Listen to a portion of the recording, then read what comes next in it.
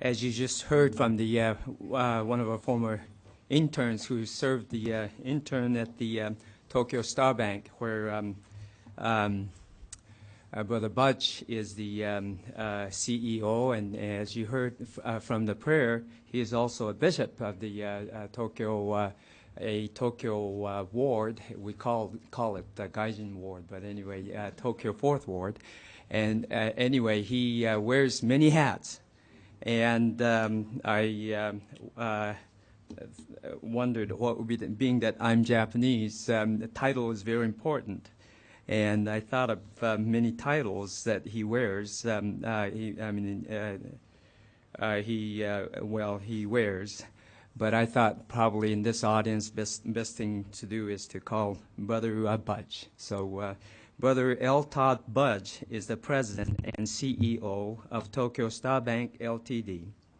He has the distinction of being both the first non-Japanese to serve as CEO of a Japanese bank, and at 44 years old, being the youngest person currently serving as a chief executive of major Japanese financial institution. His youth and non-traditional viewpoints regarding the crisis facing Japan's banks have captured the attention of many Japanese. As a result, Brother Budge's opinion is much sought by both the foreign and Japanese business community and the public at large. He has appeared often as a commentator on national Japanese television, and articles on him can be seen frequently in the Japanese and foreign business press. Recently, he has appeared on Reuters, CNN, Bloomberg, CNBC, and the BBC, as well as Japan's top-rated weekly news programs. He has recently published a book in Japanese, and I brought this for you, Yareba Dekiru, You Can Do It, that gives an insider's account into the Tokyo Star Bank turnaround story and insights into achieving lasting success in business and life.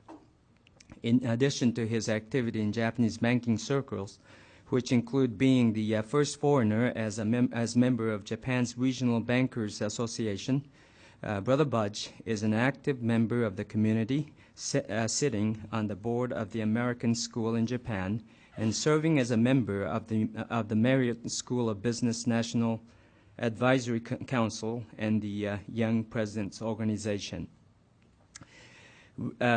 Fluent in the Japanese language, Brother Budge has worked in Japan for over 14 years, initially serving a 2-year mission for the church in southern Japan, Fukuoka Mission, before returning to complete his degree in economics and Japanese minor from Brigham Young University. Returning to Japan in 1985, Brother Budge worked in consulting for Bain & Company and later in financial services for Citibank in Japan, and then for GE Capital in the U.S., returning to Japan in 1997. Brother Budge was involved in the integration of several Japanese financial institutions acquired by GE Capital. In March of 2002, he joined Tokyo Star Bank Ltd., Japan's newest bank, that was created from the takeover of a failed Japanese institution purchased by the Long Star Group. After restoring operations to solid profitability as COO, Brother Budge was appointed president and CEO in June of 2003. As I mentioned, he he's been in Japan for 14 years, almost as long as I was in Japan. No, not quite, but I often tell him that and I told him, and I tell my students that he is the modern Ammon, and serving for 14 years in the Japanese community and trying to help that country reshape the economy. Actually, I read the newspaper article. He and another former student of ours were featured in the major Japanese newspaper, saying that 2 missionaries tried to save Japanese economy. It's a wonderful, wonderful article, and many other articles. And we're so proud of him And as I mentioned, he's not only active in the community and serving really well the country of Japan, but also serving our Heavenly Father very well. He's a father of 6 children, oldest of whom is right here. Landon, would you stand? We'd like to recognize you, Landon. His father says he keeps him humble all the time because he's such a star student at in the program we have here as well. And we're very, very happy to welcome him back to talk to you as one of the, in my opinion, one of the most representatives of what BYU graduates should be, that is to go forth to serve. Brother and Bishop Todd Budge.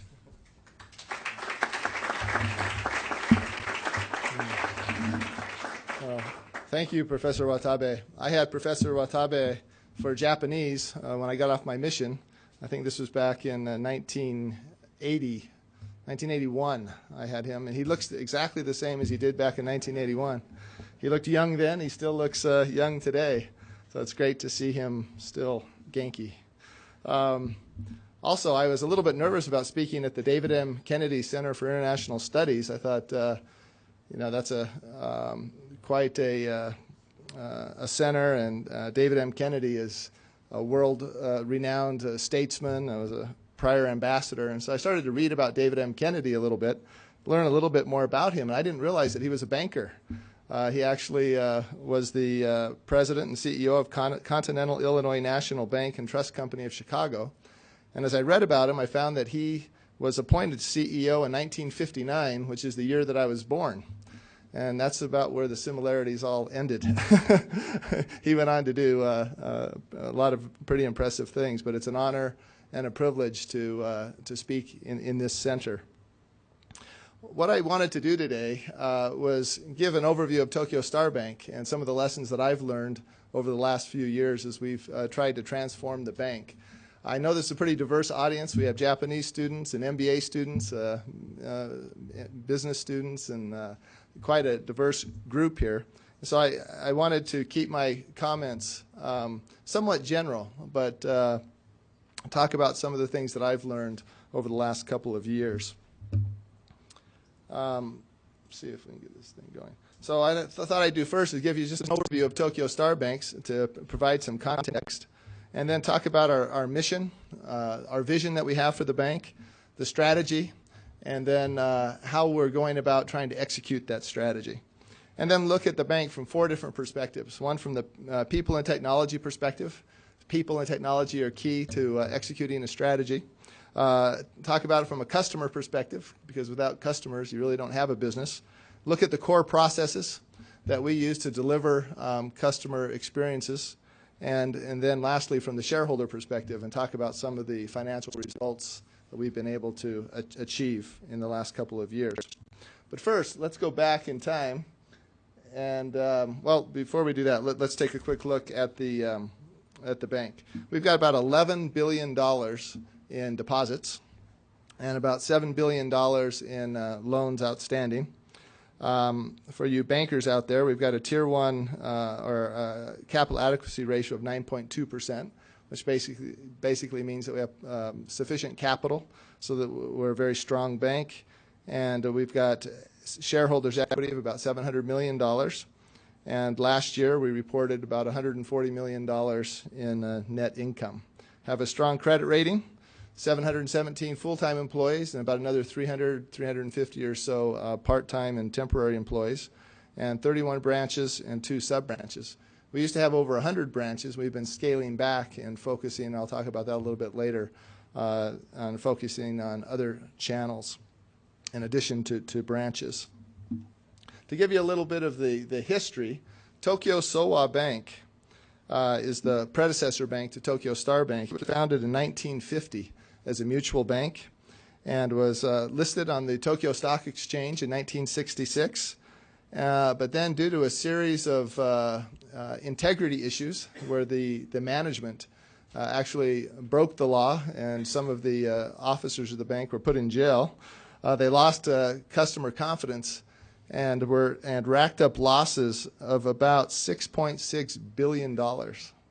That's a lot of money. $6.6 billion of losses before they finally went bankrupt.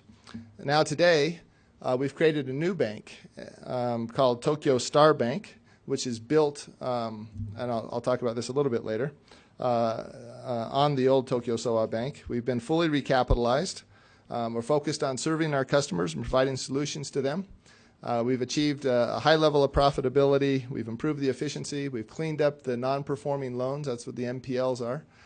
They had billions of dollars of non-performing loans. And we're recognized now as a thought leader in the industry.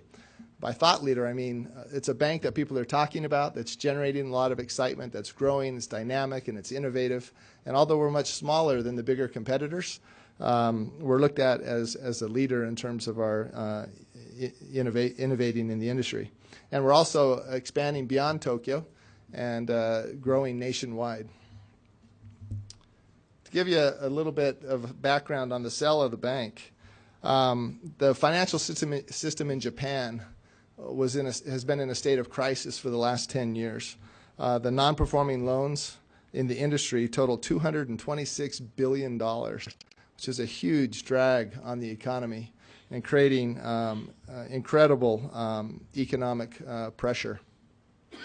Also, there were cross-shareholdings. You've probably studied about the keiretsu, or these large conglomerates in Japan. And the banks had cross-shareholdings with many of these keiretsu, as we call them. So it made it very, very difficult to work out the problems. The companies held shares of the banks, and the banks held shares of the companies. And so it was somewhat of an incestuous relationship. Also, weak profitability. They weren't really focused on profitability, focused more on size and getting bigger. And also very low levels of capital, which made them very unstable and very prone to collapse. Also, if you looked at the corporate sector, if you got outside the financial system, many of the corporations were in debt significantly, and many of the loans that they had were collateralized by real estate, which dropped in value dramatically, creating pressure on the banks and on the companies. And also a lack of, I don't know if we'd call it lack of desire, but a lack of recognition of the problem and an ability to restructure and to change. And really stagnant GDP growth, largely because of the weight of the bad loans on the economy. So it's a very, very difficult environment. And then if you looked at Tokyo Star Bank, or Tokyo Sowa Bank itself, it had lost focus on the core business. They got into hotel development, resort development. The CEO had his own helicopter that landed on the roof, and he'd jet his big customers, or he'd put them on the helicopter and take them to his big resort hotel, and then take the helicopter from there to the golf course, and really lost focus on serving customers. Also, many loans to related parties, family, relatives. It was basically a one-man show.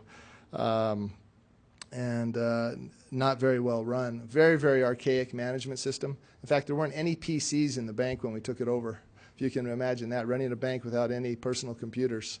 They had big mainframe computers, but no PCs. And in fact, many of the finance people were still using the old abacus to do. And they didn't use spreadsheets or anything. I mean, it was really amazing. A very, very old management system. No risk management, discipline, and no strategy to speak of, really stuck in the old 1950s mentality. Externally, as I mentioned, the economy was in decline.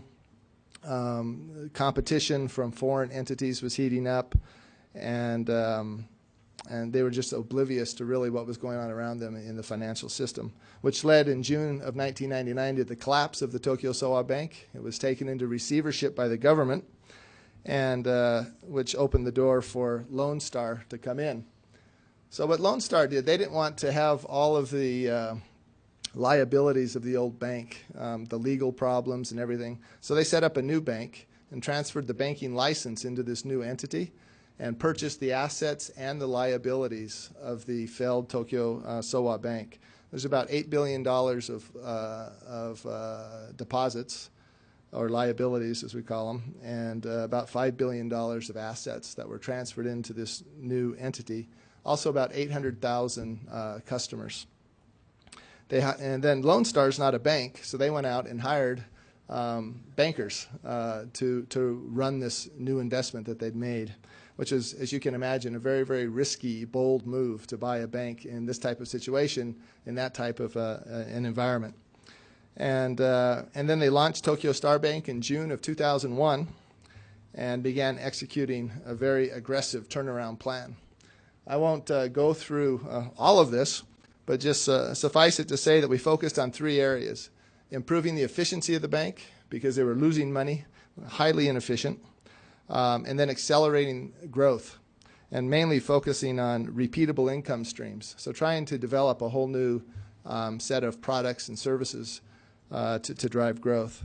And then we also wanted to reestablish the reputation that the bank once had for being a strong, stable financial institution. So that was the three-pronged objective, or the three-pronged objective of the bank. But as I mentioned, Lone Star is not a bank and really didn't know how to run a bank. They were investors, and so they told us, go out and turn this thing into a world-class bank. And that's about as much direction as we got from the owner. So we had to get our management team together and sit down and try to figure out, what do we want to do? And so we began work on the mission of this new financial institution, the vision, the strategy, and then putting in place the capability to execute. Because without execution, it really doesn't mean much if you don't have the capability to execute your mission. You can see how the Japanese doesn't show up on this computer. Those little dots are actually Japanese characters, but anyway, our mission is financial freedom, which is basically achieving our dreams together with our customers. Our view of the financial industry was that it was all about financial bondage. 29.2% lending rates, really focus on putting Japanese consumers into debt. And what we wanted to do was pursue financial freedom, deliver financial freedom. And we wanted to go about doing that through what we called ESP, education, solutions, and partnership. The average Japanese consumer is very unsophisticated. They've never had any training. They don't know what mutual funds are and variable annuities and foreign currency and those types of things. So we put together an education program and designed our whole strategy around educating or empowering our customers to be able to make good choices about their finances. The other was solutions, to actually develop solutions that provided value and that provided answers to the problems that Japanese consumers had, which was very different than what other Japanese banks were doing. And then to create win-win relationships with our customers. So that became the mission. And then we took the top management team off to a hotel and spent a couple days trying to describe the vision of what we wanted to be. And if you can just imagine, this is a failed institution, a very, very small institution, really didn't have much market share, and really didn't have much capability. But after about a year, we formulated our vision to be one of the most respected companies in the world. We started off with, be one of the most respected second-tier regional banks in Japan, and we went from there to say, no, what we want to be is one of the most respected companies in the world. That's our vision. That's our 10 to 30 year, we call it our big, hairy, audacious goal, is to be one of the most respected companies in the world. And to do that, we knew we needed to create the best place to work, because you have to have good people. We needed to have a high degree of customer loyalty. We needed to be good corporate citizens. And then we needed to be viewed by the market as a highly valuable financial institution. And we set a goal to be valued by the market at $20 billion within the next 10 to 30 years, which is a lot more than we're valued at today. Then we put together a strategic framework to accomplish that. And we tried to keep it simple, so we condensed it onto one page, and I won't go through all this, but basically I want to point out that we set financial targets because we are a company. You've got to deliver financial results to your shareholders. But to do that, you've got to be able to serve your customers. So we came up with a strong value proposition But then you need to deliver on the promises that you make to your customers, so you've got to have good internal processes so that you can deliver on those promises. Otherwise, you lack integrity and trust. And then you have to have a very strong foundation and be a principle-centered company if you're really going to be able to pull off this vision that we have of being one of the most respected companies in the world. Then you need to be able to execute. Leadership is more than just pointing the way. It's more than just coming up with a strategic vision and a mission. Leadership is all about execution. Otherwise, you lose credibility as a leader. And it takes a lot of discipline to execute consistently and effectively. And so we put a lot of focus on developing a system to execute. Oops, let me go back. That was the pointer here. We have to keep the shareholders happy, the customers happy, the regulators happy. And as I speak, we're being audited by the Financial Services Agency in Japan, which is a little scary. They send 11 guys in for 5 to 6 weeks and go through everything at the bank. And I don't know, for those of you who read the papers about what's going on with Citibank in Japan, you'll know that these are very tough audits. And then we also wanted to be a very influential and a contributing member of the community. But basically, to execute, you've got to have strong values, mission, vision, develop a strategy, develop operating plans, have the right people and organization. But it really comes down to having good people. Banking's still about people. And so we put a lot of focus on hiring and retaining the best people so that we can execute. I found this in the Doctrine and Covenants one day as I was going through building our strategy. And Peter Senge wrote a book called The Fifth Discipline and really popularized this notion of systems theory and how a business is really just a set of systems, kind of like your body. And they're all interrelated. And you need to be able to manage a business as a system and focus on all of the interrelated parts and do it at once. And then I found in the Doctrine and Covenants this quote, "Also the body hath need of every member, that all may be edified together, that the system may be kept perfect." So I think systems theory probably had its origins here in the Doctrine and Covenants, actually. I found that to be kind of interesting. I usually don't share that slide, but I figured since we opened with prayer, I could do that. So let's talk about people for a minute. I've already referred to it. This is a great quote, I think, for students to keep in mind. This is a guy named Stan Davis quoted in a book called Future Wealth. "When land was the scarce resource, nations battled over it. The same is happening now for talented people." There is a shortage of talented people in the world, especially principled leaders with integrity. And I think that's what BYU is all about, is creating and producing principled leaders who have global brains, as Jack Welch used to call them. People who speak multiple languages, who have global experiences, that have integrity, that have a high degree of principles, and that can go out into the world and serve and make a difference. And those are the kinds of people that are in demand, and there are great, great opportunities. I think maybe as you sit in Provo and study and you think, gee, what am I going to do with my life? Just remember, there's just incredible opportunity for people that have great skills and great character. So the kind of people we look for are people that share our principles. For those of you who've studied much of the Covey stuff, you may recognize some of these principles. We've made these our core principles at the bank because we manage the bank in a very open environment, very flat, highly empowered environment. So we need leaders that we can trust. And for us to trust them, they need to be worthy of that trust, and so that we can empower them, and so that we can trust that everything that they do will be aligned with the goals and objectives and principles of the organization. The other thing we did is we established a set of core values for the company. And you'll notice number one is integrity, and it's not there by in random order. Integrity is really the core, one of the core values that we have. If you lack integrity, you can't work at Tokyo Star Bank, and we make that very, very clear. If you fail, if you're aligned with the mission, you try something and you fail, that's okay. We'll give you plenty of chances. We're an innovative bank. We'll fail many times. Abraham Lincoln. I saw a sign going down the I-15 the other day, and it said Abraham Lincoln. He failed, and then he tried again. Something about persistence. But failure is fine. That you learn a lot from failure, but to fail because of a lack of integrity is not acceptable, and would be immediate cause for termination at Tokyo Star Bank. So we stress these values a lot, focusing on the customer, team, this whole concept of working as a team, meritocracy. In Japan, there's the old seniority pay system. The older you are, the more years you have at the bank, the more you get paid. And we had to change that and do performance-based pay systems. Also, there was a lack of speed. This was an old organization, as I mentioned, and people were older and very slow and not very creative and innovative. And so we talked about speed and passion and overperformance.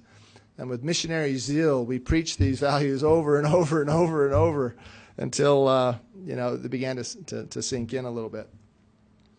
But in addition to having the right principles and values, you need to have the skills and the competencies. And that's why it's important that when you study here, that you acquire some strong, basic, foundational skills to take with you out into the workplace.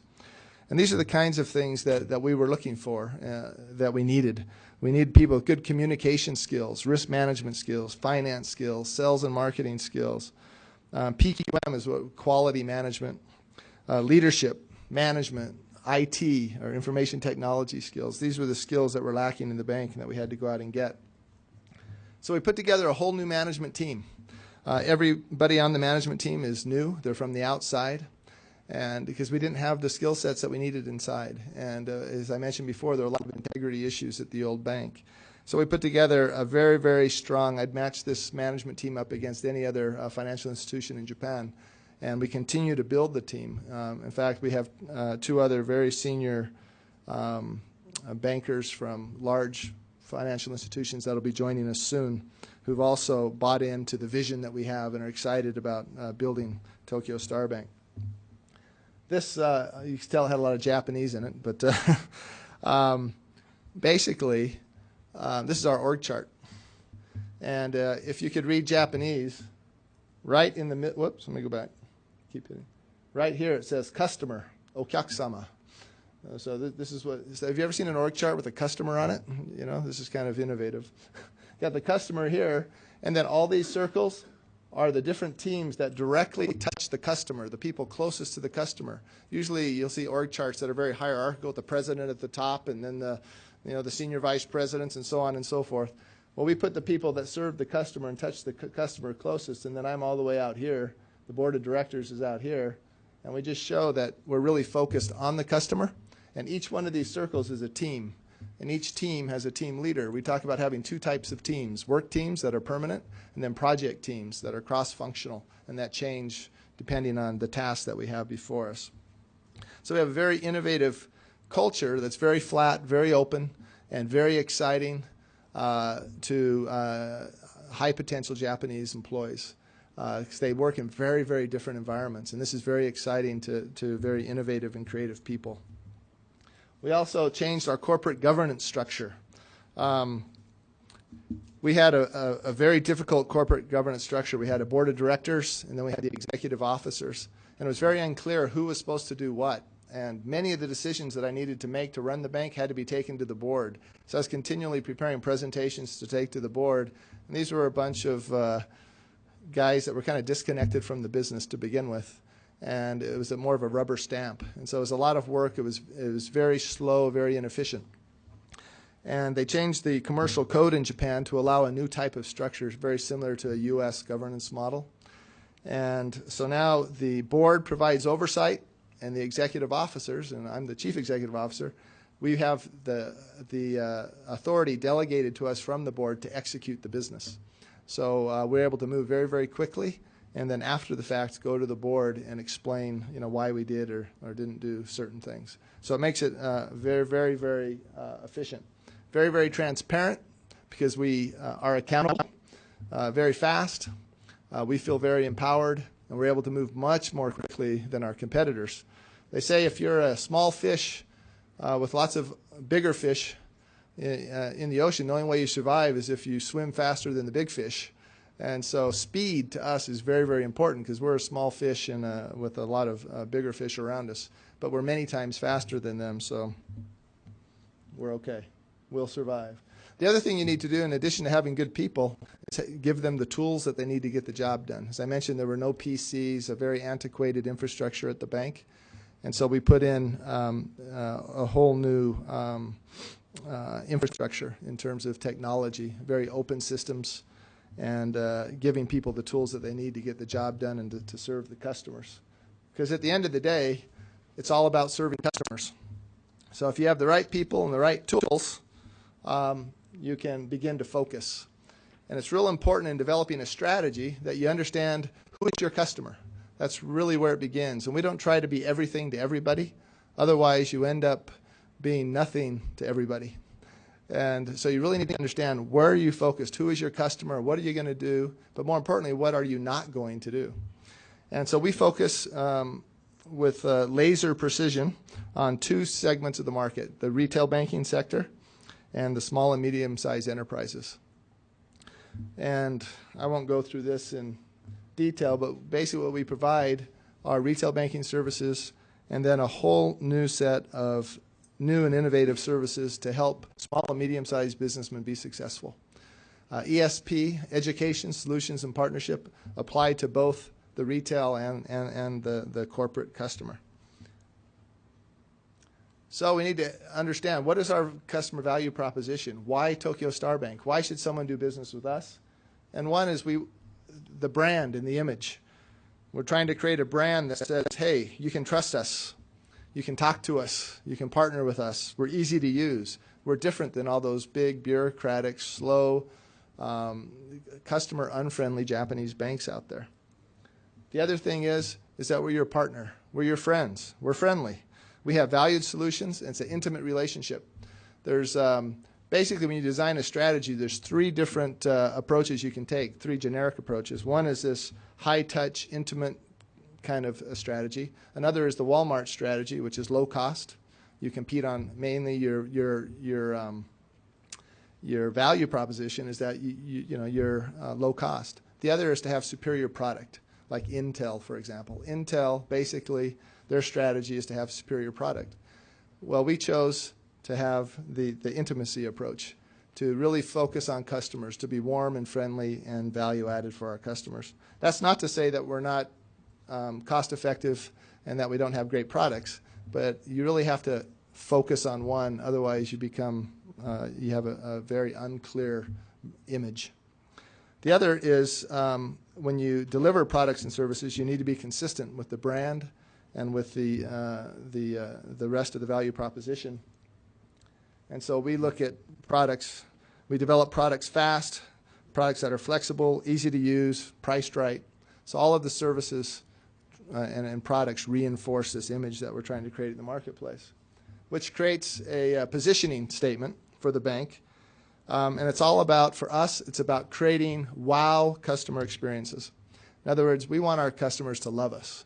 I don't know if you guys love your bank, but not many people do. In fact, most people in Japan hate their bank. As we talk to people, banks are one of the most hated institutions in Japan. We're trying to turn that around. We want people to say, wow, I can't believe that this is a bank. And we don't even look, in fact, we don't look like a bank, and I'll show you some pictures here in a minute. But we decided we were going to dominate in terms of the customer experience. When you bank with Tokyo Star Bank, it's kind of like the, well, I won't go there. But anyway, it'll be a great customer experience. And we'll differentiate in terms of the services and the products that we have. And then we said, well, we'll just be competitive in terms of price and accessibility. But what we've actually found is that we've been able to get price and being able to drive accessibility as well as we go through it.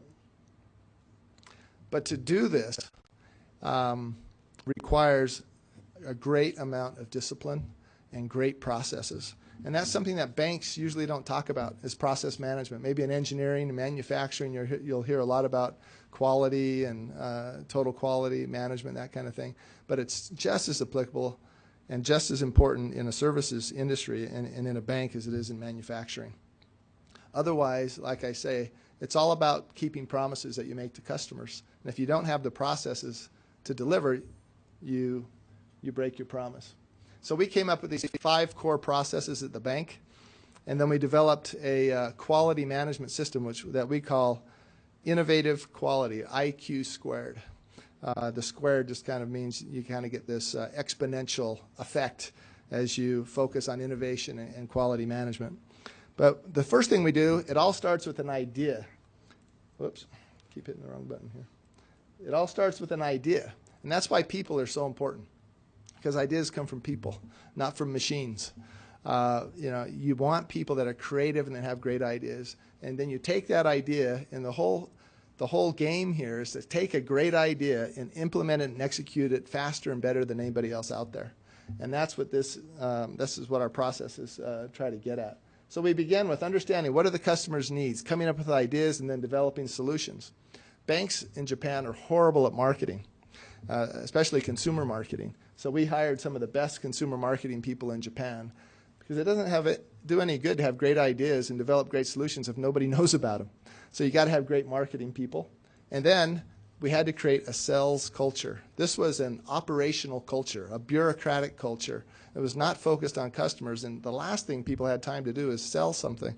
They were too busy filling out forms and chopping forms and doing ringy shows, as they call them, and just a lot of bureaucracy, but no focus on customer and not a sales culture. So we had to put in a sales culture and sales processes. And then since we're a bank, many of our products have risk associated with them. You make a loan, you need to make sure you're going to get the money back, and you price it right. So you have to have great analytical capability to understand the risk and the reward relationship. And then at the end of the day, you have to service your customers. And this bank used to do it in a very inefficient way. Every single branch had their own servicing capability. And we consolidated, we call them centers of excellence, and created call centers and collection centers and those types of things to more efficiently service our customers. So let's just go through a couple. Here's one solution. Actually, we stole this idea, which is also a great strategy. It's called best practices. You look around the world, look what the competition is doing in other markets, and if you find a good idea, copy it, as long as it's not patented or anything. But this is called the Star One Mortgage. It's a deposit-linked mortgage, first ever in Japan. This is where your principal balance on your mortgage is offset by your deposit balance at the bank. So if you had a $100,000 mortgage and you had $100,000 on deposit at the bank, there'd be no interest on your mortgage. And this got a lot of attention in the marketplace. The other thing we did was we had to market these things. And we used what we call guerrilla marketing tactics. Being the first ever foreign president of a Japanese bank, there was a lot of media attention. So we leveraged that as much as we could, getting on the news and in the newspapers and in the magazines and trying to get the Tokyo Star Bank story out. We got millions and millions of dollars of free advertising and free publicity as we pursued that strategy. And then we came up with, keep hitting the button, a lot of innovative strategies. Now the other thing you have to do is sell. Branches in Japan are not designed to sell things. You walk in, you basically take a number, you sit down, and you wait in a long line, and then you get a teller that basically is very good at counting money but can't do much else for you. So what we did is we changed the whole idea.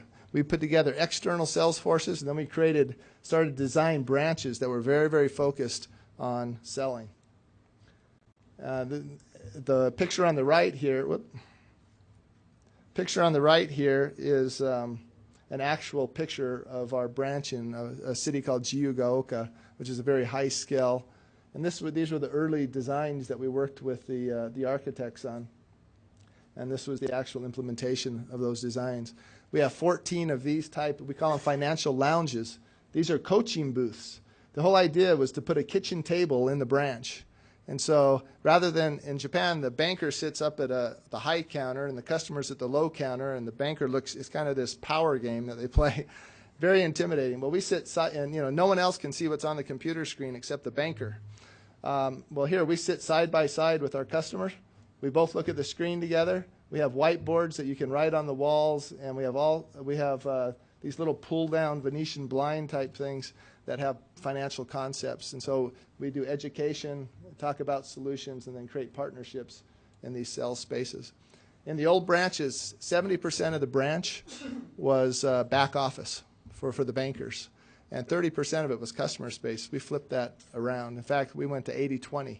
Only 20% of the space is used by the bank employees, and 80% of it is for the customer, which is also a very efficient strategy when you think about it, because we started moving our branches to high-cost retail locations where you have customers, as opposed to the old strategy was to put them in third-story or basement locations off the beaten path and filling them up with a bunch of bank employees, which really didn't make a lot of sense. But then branches, we knew would be very expensive if that's all we had were branches, so we put together an integrated strategy.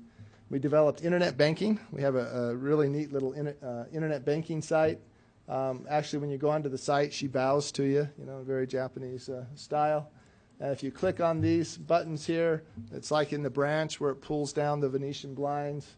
You can do, internet banking, and we have a lot of cool services on here. As I mentioned, our branches are not just for consultation and sales; they're also for image and presence and to serve our customers. We developed a call center, as I mentioned before, to do banking over the telephone. Then we created these like telephone booths with ATMs in them, and we put them out in front of Seiyu stores and in train stations in different places where people can do banking at these locations. And then we'll have about 2,000 ATMs like this all over the country, from all the way north to south, where people will be able to do banking through these ATMs. And it's actually a very, very profitable distribution channel for us. And basically, ATMs now are just like Windows-based computers. And so we're developing new capability to be able to sell an increasing number of products through these ATMs. This is a Japanese newspaper called the Nikkei. It's an industry newspaper. And at bonus time in Japan, this newspaper sends reporters out undercover, and they go to different banks, and they say, hey, I just got my bonus. Tell me what to do with it. How should I invest it? And we didn't know this was happening. It's all undercover. And they went to one of our new financial lounges. And if you can read some of this Japanese, you'll see these are some of the biggest banks in Japan that they visited. And the only bank to get a perfect score was Tokyo Star Bank. Right there, 20 out of 20 points for the quality of service that was received in this sales call. So it was a great boost to the staff and a vindication that our strategy is working. So selling solutions, absolutely critical. Balancing risk and reward, we hired some of the best analytical people to do retail and corporate analytics on our risk management. And then servicing solutions, as I mentioned, we put together call centers. And for the first time, we could really start to manage these processes using quality techniques and quality tools. But at the end of the day, all this is great, but if you don't deliver financial results, you're not going to be in business very long. And our shareholder, as I mentioned, is a private equity fund out of Texas, and they're very focused on the bottom line. In fact, I worked at GE for years, and at GE, they're very focused on how you get the results. And so you spend a lot of the time in your presentations talking about all the things you're doing it and how you're doing it. It was very different with Lone Star. Lone Star, they didn't care how you did. All they cared about is, did the bottom line turn out like we'd hoped? And so that's a percentage sign. We targeted 25% revenue growth last year and actually achieved 29%. We targeted getting a rating for the bank of A- as an indication of our stability, and we achieved that. And then efficiency is where you look at, this is your expense divided by revenue. And before it was over 100%. The lower the better. And we got it below 50%, which is better than many of the big banks. And then we generated about 14.5 billion yen in net income, which was, before they lost billions and billions of dollars, and now we're generating a nice, healthy return for the shareholder. If you look at, this is for the business MBA students in the room, some numbers here. But if you look at our net revenue, we had some one-time gains basically associated with the deal. And in the initial year, 89% of our revenue came from non-repeatable sources of income. And so our goal as a management team was to create repeatable streams of revenue. And you'll see it's down to only 33% of our revenue today is coming from the gain that we had on the deal. And I just talked to our CFO last night, and we're down in the 20% range right now. So we're not dependent on the gains that we had that came from the discount on the loans that we purchased. If you look at fees, in banking, there's two basic sources of revenue. You have interest revenue and fee revenue. When we took over the bank, we had 0.6% of our revenue came from fees from customers. At March of this year, 14% of our revenue came from fees, and that's while our interest revenue was growing. So we had really dramatic growth on our fee revenue. And if you look at our pre-tax operating profit, growing very steadily every year, over 20% growth, and then net income also growing nicely. And if you look at net interest margin, this is looking at the margin between your cost of funds and what you charge the customer. And we've got a very, very healthy 3% net margin. And then overhead ratio, once again, is your efficiency ratio. And you can see that the efficiency ratio is very, very healthy. The reason it looked good back here is because we had a lot of those one-time revenue gains. But as those went away, we were able to maintain our efficiency as well as generating more revenue, which is something that we didn't even think we'd be able to do that. And return on assets, this is if you look at your total return on assets, 1.2% is really good in the banking industry. And return on equity of 25%. And in fact, as we closed in September, we had about a 26% return on equity, which is phenomenal for a bank. And you can see our loan balances. They grew 22% last year. And deposits, pretty steady. We didn't want to grow deposits too much because we had sufficient deposits to keep up with the loan growth. And if you look at our assets, basically what we're showing here is that our interest-earning assets are growing nicely. And non-performing loans, the bad loans, were at 13%, came down to 9%. And at the end of September, we reported 7.8% NPL, or non-performing loans. Just one more. I know you guys got to get to class, so I'll close here. But capital ratios, very, very strong. So we have plenty of capital.